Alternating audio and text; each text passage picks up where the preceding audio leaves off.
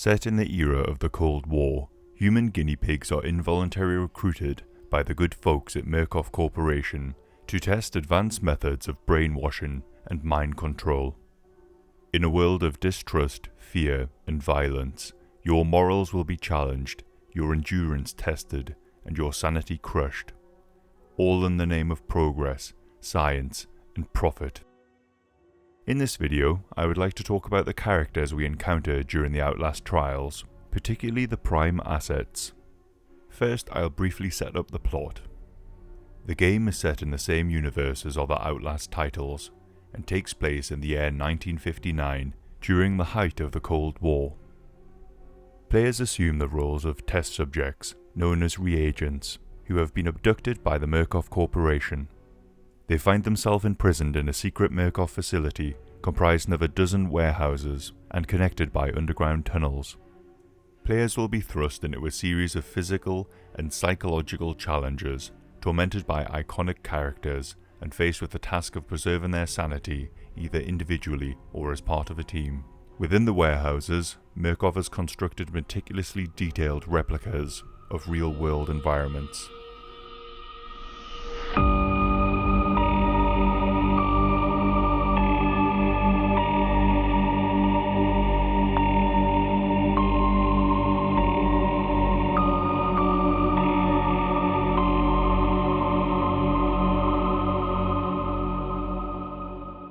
In this section, I'm going to take a look at the characters of Outlast Trials.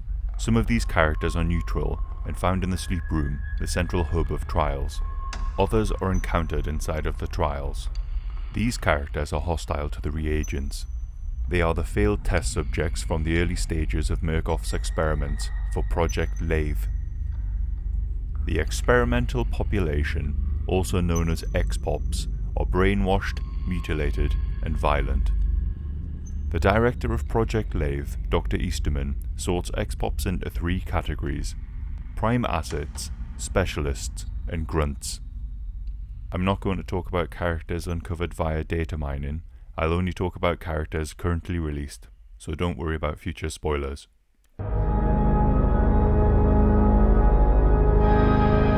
Phyllis Futterman, better known as Mother Gooseberry, is a prime asset. She is a disgraced, mentally unstable children's show host who is likely to be suffering from dissociative identity disorder. She has an alternative personality, which manifests in the form of her ventriloquist duck puppet, Dr. Futterman. Mother Gooseberry is a large woman who has what appears to be a skin mask with smudged makeup crudely stapled to her face to hide her deformities.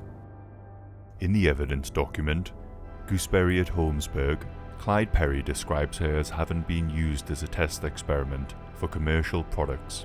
She was exposed to carbonic acid, dioxin, and grafts of infected corpse flesh. Lovely. Clyde notes, Futterman's physical health remains remarkable, even if she looks like yesterday's guacamole. Phyllis worked as her father's assistant in his dentist office at a young age, and used a puppet to distract adolescent patients during operations. Her hobbies included taxidermy and musical theatre. After her father's death, Phyllis suffered hysteria and disassociation. Her father's body was never found. Before the events of Outlast Trials, Gooseberry had her own studio called Futterland Studios, where she hosted a children's variety show. Over the course of her tenure on the show, she used her television platform and her mail order dental drops business to get children addicted to narcotics, violence, theft, and possibly murder. Futterland Studios was raided by the police, after which Phyllis Futterman was charged with conspiracy to commit murder, kidnapping, and racketeering. The raid itself left 2 police officers dead and several others injured. It's unclear exactly what happened inside Futterland Studios, but Police Captain Stanley Hode described the contents of the studios as the most grotesque architectural perversion since H.H. Holmes' Chicago Murder Castle. She fell under the custody of Murkoff Corporation, where she, along with a majority of inmates, underwent dermatological experiments overseen by Dr. Kligman. Phyllis Futterman has multiple personalities. One is Mother Gooseberry, and the other is Dr. Futterman. Gooseberry speaks in a faux caring, motherly tone of voice, frequently addressing reagents as children and herself as mother. Her dialogue suggests she may believe she is assisting or enlightening the reagents. Dr. Futterman is the alternative or secondary personality of Gooseberry's. Likely a symptom of dissociative identity disorder, it manifested as a toothed bird puppet with a drill inside of its mouth. When Gooseberry speaks as the Doctor, her voice will change to be higher in pitch, while being more nasally and throaty. This alternate persona displays significantly heightened aggression, profanity, and outspokenness when compared to Gooseberry, to the extent of even hurling insults towards her. These include comments of Gooseberry being a mistake. Gooseberry often reacts with shock and dismay to the Doctor's off-coloured remarks. Dr. Futterman's personality is that of her deceased father. My favourite quote Dr. Futterman yells at reagents is, "Not so fast, you chomo shits." We can't have that, can we, Dr. Daddy? We'll just have to peel those frownies off and make some adjustments.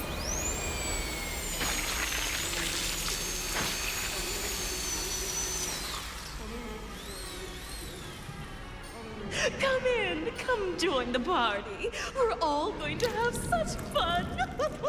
La la la la la la la la. Here we have some concept art for Gooseberry. In the first picture, she looks like a traditional 50s housewife, the kind you might find in an old advertisement.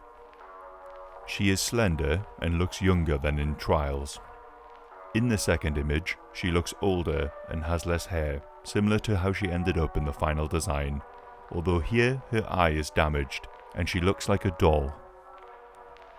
In both pictures, she seems to have a brace holding Dr. Futterman in place. It could even be a prosthetic arm.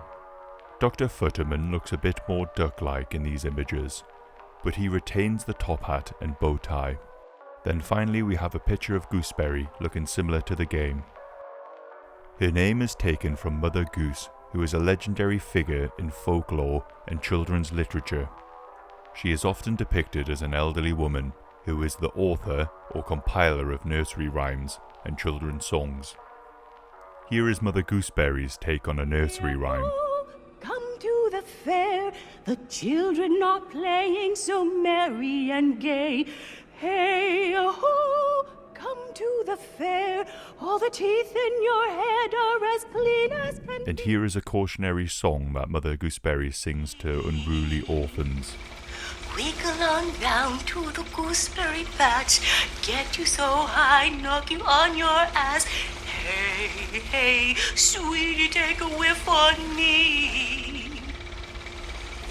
Anybody says cocaine ain't good is a motherfucking liar and a bag of wood. Hey, hey, honey, take a whiff on me. They tell you behave, say you gotta do right. Cocaine'll get you out there fucking and fighting. Say, hey, hey, baby, take a whiff on me. Inside of Trials, she rules a fun park named Futterland, as well as an orphanage.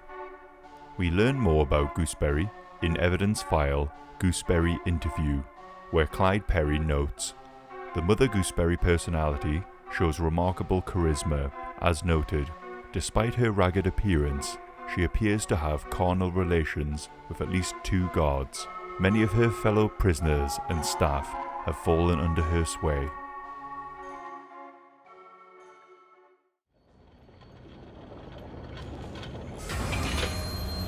Yeah!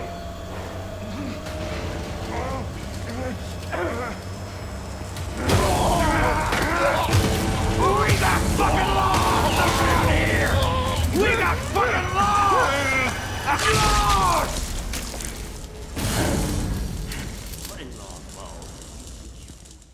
Sergeant Leland Coyle is another of the Outlast Trials' prime assets. He is a corrupt, delusional police officer with a distorted notion of the law. So just your average policeman. Armed with his shock baton, he enjoys electrocuting and sexually assaulting reagents. So just your average... Moving on. As a child, Leland Coyle was accused of animal abuse and sexual assault and was subsequently sent to a military education academy. By the time he was a teen, his criminal activities caught the attention of a local chapter, and he was recruited into the Ku Klux Klan. Coyle first married when he was 19, but his wife died 6 months later after a fatal fall down the stairs. Coyle then joined the US Marines to avoid investigation. He served 2 years in the Pacific Theater, fighting the Japanese, and had 3 confirmed enemy kills. Upon being honorably discharged, he returned to Oklahoma and resumed his Klan activities, and then joined Blackwell, Oklahoma Police Department by 1947. He then married for a second time and proceeded to extort his wife's family, who eventually died in an electrical fire likely started by Coyle. Later, his wife dies from what was officially deemed as natural causes. Her remains were recovered between 900 and 2,000 blocks of Costner Avenue. Coyle was then promoted to a sergeant and then married a 3rd time. His 3rd wife committed suicide 6 months after. In the Clyde Perry letters, he states, Coyle's wife commits suicide within 6 months via multiple gunshots to the head. Wife's family dies within a year, all apparent suicides via increasingly violent and convoluted methodologies. Coyle was observed standing in fields watching lightning storms on 5 separate occasions during Clyde Perry's surveillance. His fascination with electricity may have come from traumatic events from his childhood. One of his lines of dialogue says, "Saw a cow struck by lightning once, Kraut Black Angus, caught fire and screamed like a child. Mama told Daddy to kill it, but he just opened up himself a beer and sat down to watch it gallivant and caper. It ain't always a humdrum time in the country." He recounts another event from his childhood. "Wouldn't believe me. Knew from birth I was marked to die by lightning. Mama forced me into the bath, twisted my vitties, and shoved me in the water, even though she knew electricity could sneak up them pipes and cook me like a suckling pig. Bitch never was right in the head." There's another quote from Coyle about watching the lightning. "I used to stand in a storm and watch the lightning strike the plains, and I would think, well, there you go. That's justice. Sometimes the finger of God reaches down and touches you, but you never know which finger it is you're gonna get." These are some early designs for Coyle. We can see they were experimenting with looks. One of the sketches has him looking more like a cowboy or a sheriff, perhaps harking back to his humble childhood on a farm. One of the designs looks like the SS uniform. He has a cap similar to the SS officers' hats with a metal insignia. Perhaps the Nazi uniform would have been heavy-handed, considering the evidence files let the player know he was part of the KKK, and that he's always calling us pinkos. Seems like they took elements from each iteration in the final design. In Trials, Leland Coyle assumes the role of a sadistic police officer. He relentlessly pursues reagents, hurling sexually charged insults at them. He is shown to be aroused by electricity, often sexually assaulting test subjects, electrifying the genitals of mannequins, and occasionally electrocuting his own groin.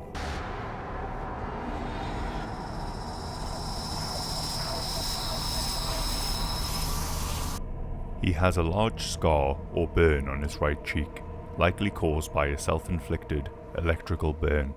Coyle seems to embrace his role in the trials, believing it to be real. His rank and uniform are made up for the trials. His badge says Lieutenant Born to Kill, despite his ranking being that of a sergeant, while his belt buckle reads Sheriff Department of Oklahoma. Coyle's hat badge reads Special Killer, a twist on the special police costume badge found at costume stores. Leland's surname, Coyle, is likely a nod to the electromagnetic coil, which is an electrical conductor used to create a rotating magnetic field. Finally, here is a cynical quote from Coyle, which helps us to understand his outlook. "You got to get wretched, down in the gutter, with all the hopheads and dopers, and perverts and devils. I done my time in the gutter. I earned every bit of ugly I got."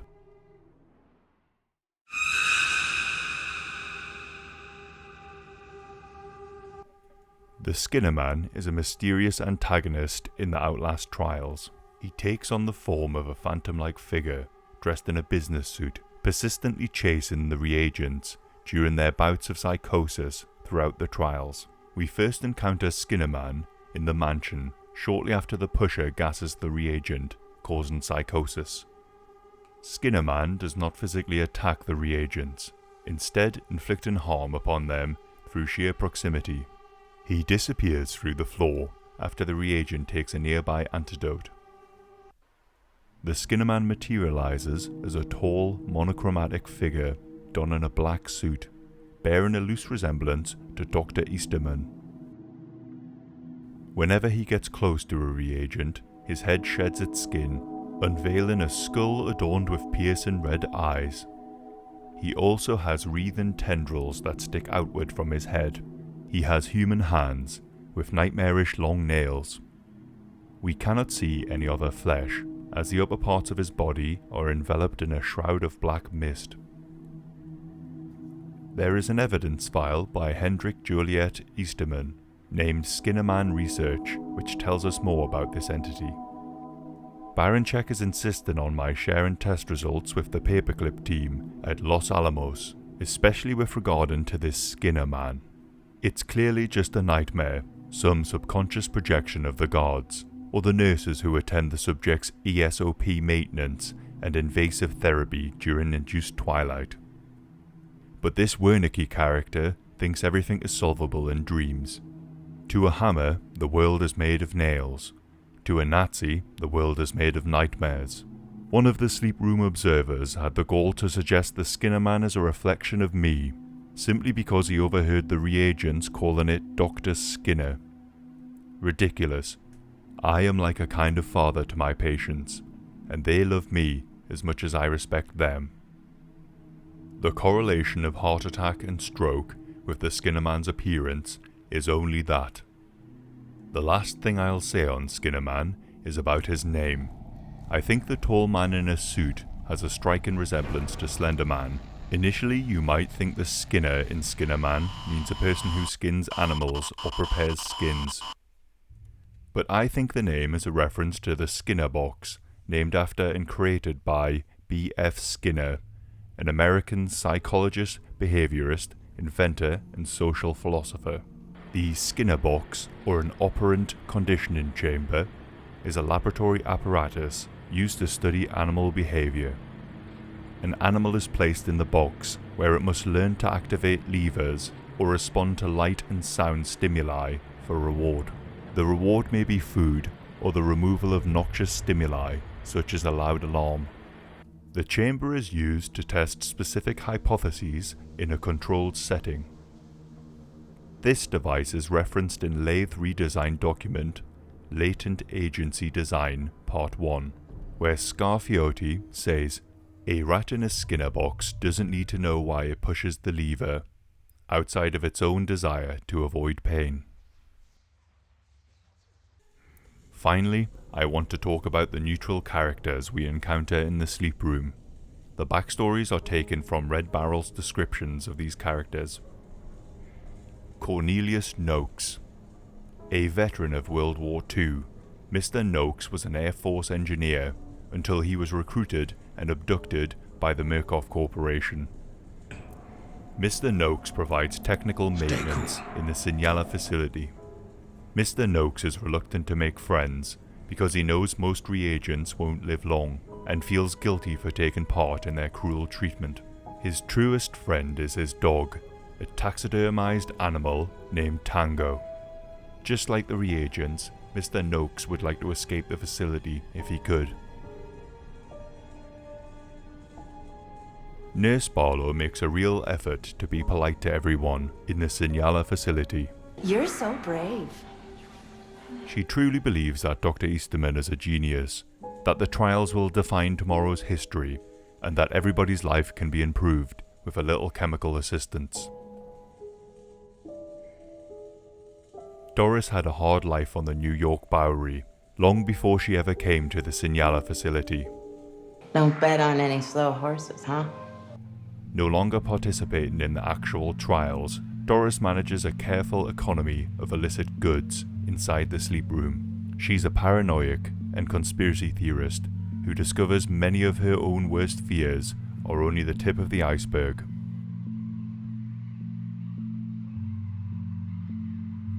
Dr. Rudolf Gustav Wernicke is one of the researchers who worked in the hidden research facility behind Mount Massive Asylum, and one of the more prominent figures behind Murkoff Psychiatric Systems, as well as the lead scientist behind Project Walrider.